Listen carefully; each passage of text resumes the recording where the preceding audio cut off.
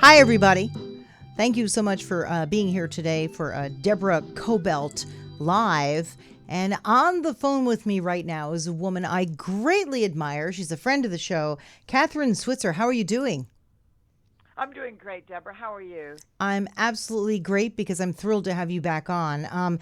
Kathrine has done 42 marathons. I've done 2, so I've got 40 more to catch up with you. You are also the founder of 261 Fearless. We'll get into that in a little bit.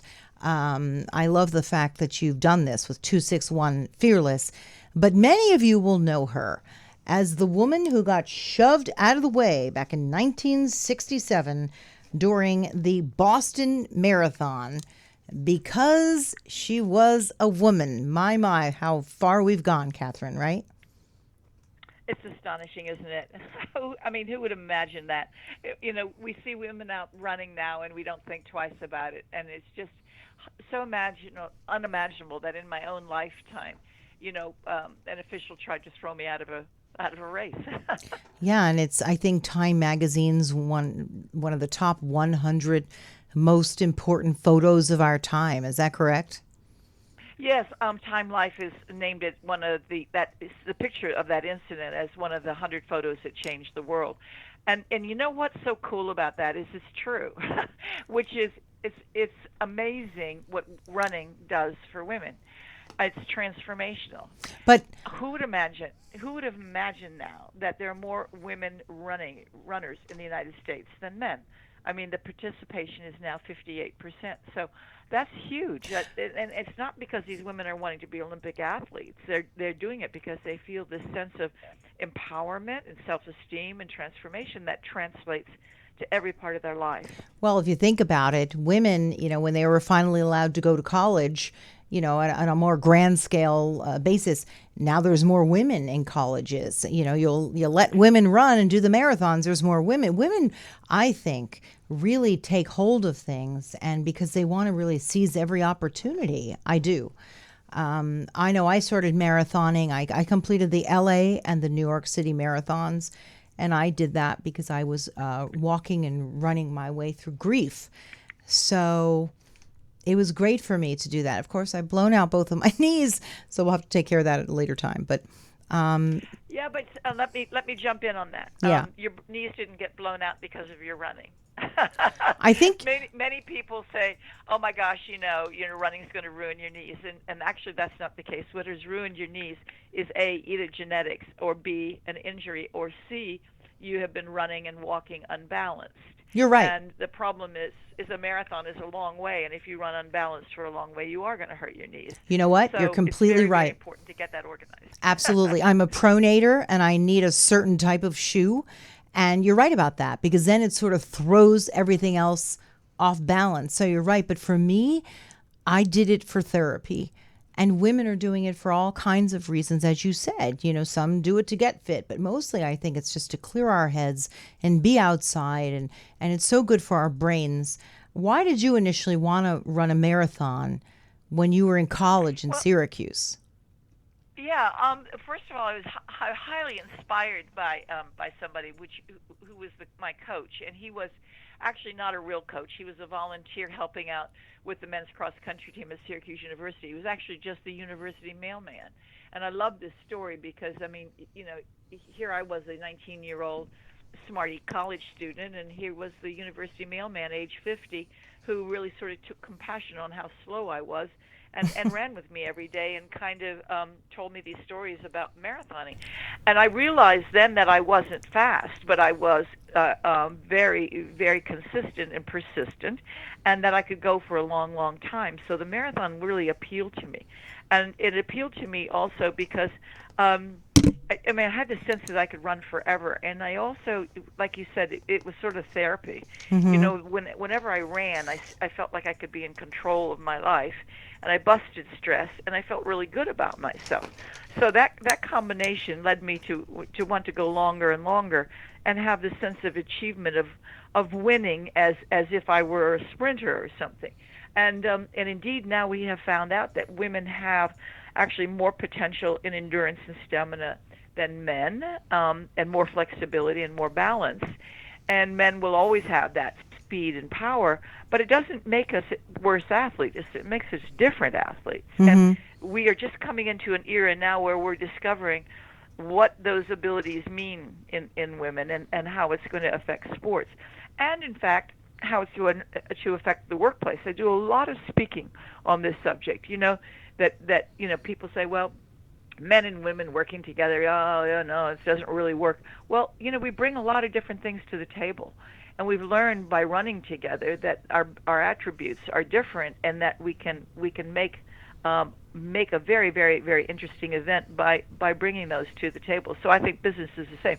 We know already, of course, that businesses are better the more diverse and the more inclusive they are anyway. So it's a very interesting era to be in, and running kind of echoes that in many ways. Um, so in 1967, when you started this, you were a little slower, you said, right?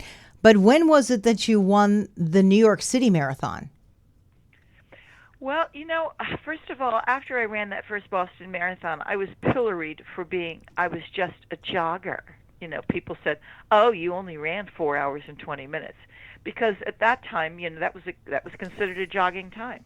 So I Wow. decided I would do two things. One, I was so upset and radicalized by the official trying to throw me out of the race that I knew that other women would run if they had a non-intimidating opportunity, and I wanted to create that for them. I didn't know what it was going to look like, but I knew I was going to work on that. And the second thing I needed to do is I needed to become a better athlete, because people were telling me I didn't count as an athlete, and I was just a jogger, they So said. really? So I worked very, yeah, Yeah. Well, yeah, no, can you no, imagine? no. Wow. So I trained and trained and trained, and I'm also physiologically curious. I'm always curious what my body can do, and it's always amazing. And I got myself down from 4 hours and 20 minutes to 2 hours and 51 minutes, and I won the New York City Marathon. And so people shut up and told me I was. They said, "Well, I guess you're an athlete now." Wow. But People are so amazing. people really are. I mean, why do they want to see you fail? I don't get that's something I've never understood, whether it's with working to achieve a goal in a marathon, or really anything. Why do people just not want to support us and say, this is amazing, you've got it? But clearly, Yes, but go ahead. I think women have changed a lot now, men and women. I've noticed now women being incredibly supportive of other women. Mm-hmm. Sometimes we're still our own worst enemies, and women were really a lot meaner to me back in the '60s than men were, and I think it's because they had kind of an innate fear or suspicion of somebody who is strong and independent. Now women are very, very supportive. In the different corporations I'm talking to, they have very, very powerful support groups and leadership groups, which are taken very seriously. And I find the men in corporations are working a lot better with women, and certainly in sports. And I think running has gone a long way to making that happen. Um, what corporations do you work with specifically? I know that you do a lot of public speaking, but what are some in particular that are very open to programs such as this to promote good health? Yeah, one of the biggest is Humana, one of the biggest health and wellness Mm. companies in the United States, and they are great supporters and sponsors of the rock and roll series of races that you see around the country. So, when you're talking about rock and roll Las Vegas or San Antonio or Philadelphia or Chicago, Humana is the title sponsor of those events. And they are showing that, regardless of your age, your size, or your ability, you're welcome to come out and share the road, have fun, and get active. It's a very, very good message. I've also just come back from Albuquerque, New Mexico, where Humana was the presenting sponsor of the National Senior Games. And the important part about this is that nobody can compete unless they're over 50. So at 72, it's really fun for me to compete in a 5K or a 10K along with people in my own age group. And when you get there, you realize that people people are having fun competing. That's and right. they're socializing. And they're getting off the sofa, which is a key factor in successful aging. Because people retire and then they go and they sit on the sofa and they rust out, and they lose all their socialization. And it's a very bad picture. But getting out and doing something active is terrific. So What was that's a big one for me. what was the oldest person that you ever walked or ran side by side with? 103. Oh, And I was with her in Albuquerque. And her name wow. is Julia Hawkins, and they call her Hurricane Hawkins. And Oh, that's the she best won name. and set a world record in the women's 100-year-old plus 100-yard dash. Wow. Was she the only one in it? I mean, wow. That's No, there was another one in it, but she had fallen that morning, unfortunately, Oh, and couldn't compete. But wow. the oldest woman I know who run a marathon was 94, Harriet Johnson, and she passed away last year, unfortunately. Oh, but what That was a really what a great. story. Wow. I love that. I'm going to keep doing this kind of stuff, and I'm certain that you will until I take my last breath. I mean, the thought of I'm not somebody who ever sits on a couch, but the thought of it, that's scarier than the thought of going out and doing something outdoors that's good for me. And even, God forbid, getting hurt. I'd rather do that than just sit around and do nothing. But Absolutely. 261 was your bib number, right? That's correct. Yeah. Um, So do you want me to tell you this amazing story about it? oh, yeah. Which is that, for like 45 years, it was just 3 digits. And then suddenly people began writing to me and telling me that 261 made them feel fearless, and they would have one bib number on their front for the race at New York or whatever, 5,952, whatever, and on the back they would have 261, and they said they were wearing 261 because it made them feel fearless. And you know what Wow. was happening is all around the world people were seeing the picture of the official trying to rip off my bib number from the Boston Marathon, and I prevailed, finished the race, and changed history. And I think people started saying, running has changed my life.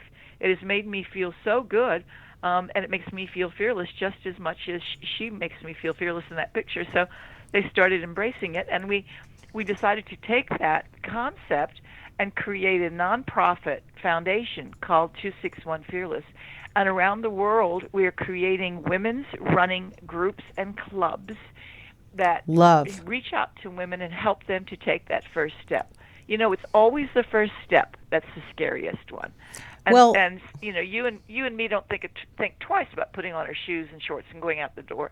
But there are many, many women in the world who just do not have that sense of confidence. And 261 aims to get them moving and empower them just as surely as you and I are empowered.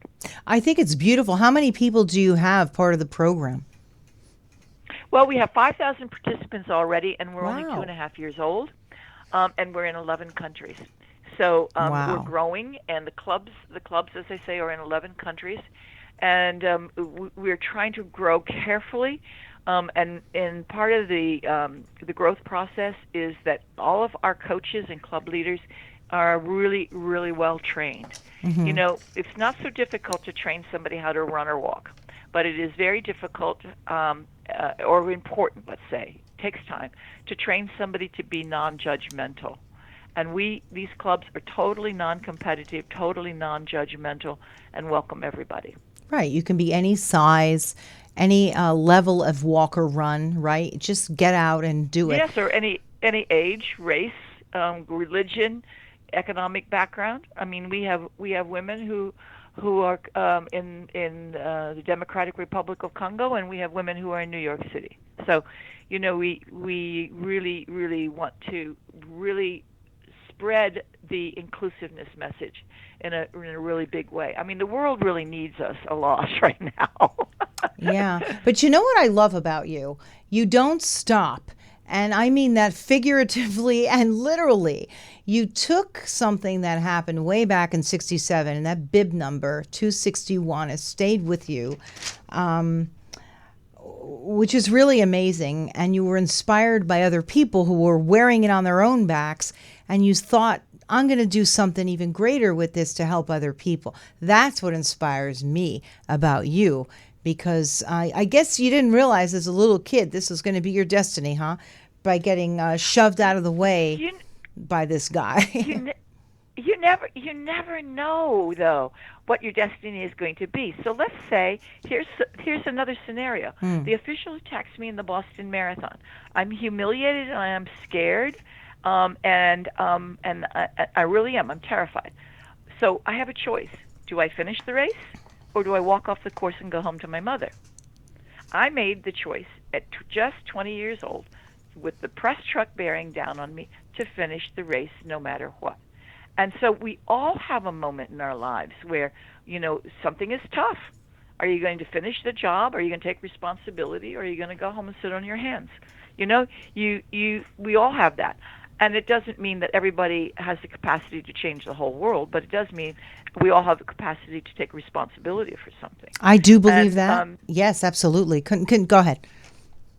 no, well, I'm saying it can be as empowering people and helping people is everything, and because that talent is everywhere, it only needs an opportunity, and so you can walk by the kid that is getting put down on the street and just ignore it, or you can stop and say, hey, listen, I think you're a pretty good kid, attaboy, attagirl, you can do it, go, come on, you're the greatest. Doesn't take That's all it takes. much. That's exactly right. That's all it takes.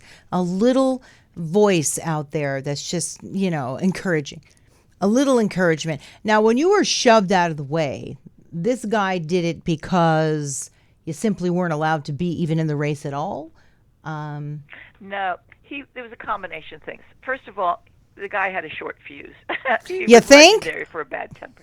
He had a short fuse. He was legendary for having a bad temper. Next of all, he's an overworked race director, and he's protecting his race, and he sees a girl in his race wearing a bib number, and he says this is against the rules. Well, there were no rules written about this. It was supposedly a men's only race, but those rules were not written anywhere. And there was nothing about gender on the entry form. Now, if you're going to enter a race, you need to sign up for the race. And so I did. And he said she fraudulently entered the race because she signed the application with her initials.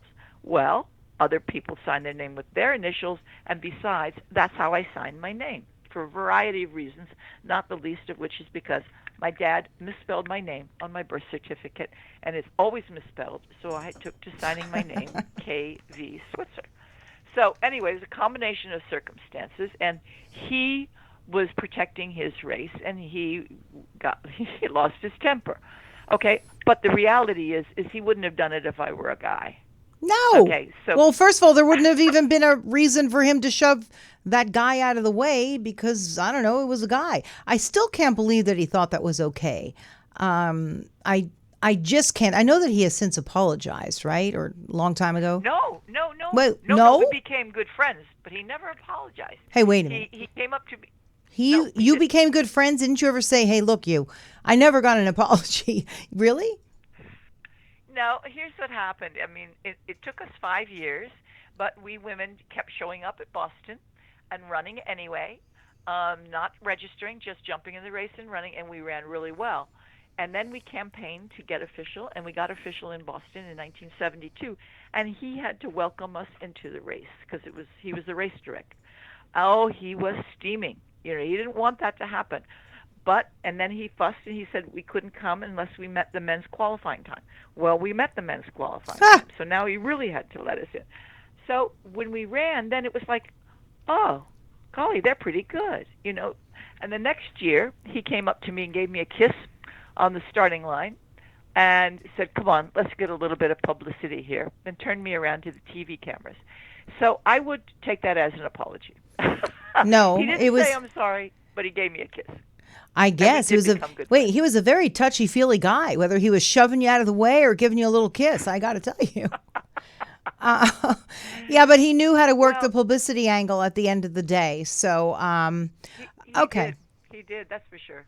Yeah. So what did that feel like, though, at that moment when he did that and he gave you a little kiss on your cheek? Did you feel sort of, okay, this is going to be all right moving forward? Or did you know that you had done something really pretty amazing for women's sports. Well, I think a combination of all of those things. You have to realize that all of the men in the race were extremely supportive of the women. I mean, it was just officials and spectators and people who didn't understand women's running who were against us. And when he came up and gave me that kiss on the cheek, I thought, okay, this guy's come a long way. It's taken him 5 years, but he's come a long way. And we did become very good friends because, look, I'm kind of like the Catholic Church, right? I don't care I don't care how sinful you've been if you finally find the true religion in the end. You know what I mean? That is I love your attitude. I'm terribly forgiving. I'm really forgiving. And the other thing is listen, life is really too short not to forgive because you can't go around with this millstone on your back all the time. And it's very negative to be negative all the time. I mean, it bears you down. It's a lot of work. It's a lot of work. It's a lot of work. It's a lot to carry. And I went to see him just a few hours before he died. And it was very important to me. And people find that quite amazing. And I said, listen, how could you not love somebody who so completely changed not only your life, but the life of millions of women in such a positive way? You have to love somebody who gave the women's rights movement one of the greatest photographs in history. Yeah. And he knew that. And I think he was sorry that he was cast as this villain. Yeah, I but think he so. also knew he helped change history. Yeah.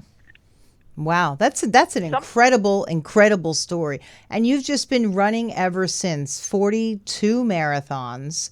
What's your family life like? Well, I have a wonderful husband who was, in fact, for many years, one of the best runners in the world. He is Roger Robinson, and he is one of our very, very best writers on the sport as well. He's just come out with his 6th running book, which is called When Running Made History. And really, it's been said to be the best running book ever, and I think it really is. I'm very, very proud of him. He's older now, and he is training through his 2nd knee replacement. But watch this space. You're going to see him out there running and winning his age group again. I want to hear about the knee. I want to hear about the knee replacement. They're very successful. So for people who are runners and get injured, I know they're very successful for people, aren't they? Yeah, his first one was incredibly successful because it was a partial replacement. Yeah. And he had enough good tendons and stuff, and he got back into incredible shape and was setting age group records and winning his division at age 78. So now at 80, with another with a complete knee replacement, it's been harder, but he's working his way back. Watch this space, he's just amazing. Absolutely. What a power couple, I got to tell you. Well, wonderful. So basically you're going around the country, around the globe, right, talking about the 261 Fearless Foundation. How can people get involved? How can they contribute? We would love people of course, we'd love people to contribute, but more than that, we'd really love you to start a club. We'd love you to be involved. We'd love you to take our training program and empower as many women as you can. I think one of the most gratifying things right now is that it means almost as much as my own running to pass on the joy of running and empowerment to other women.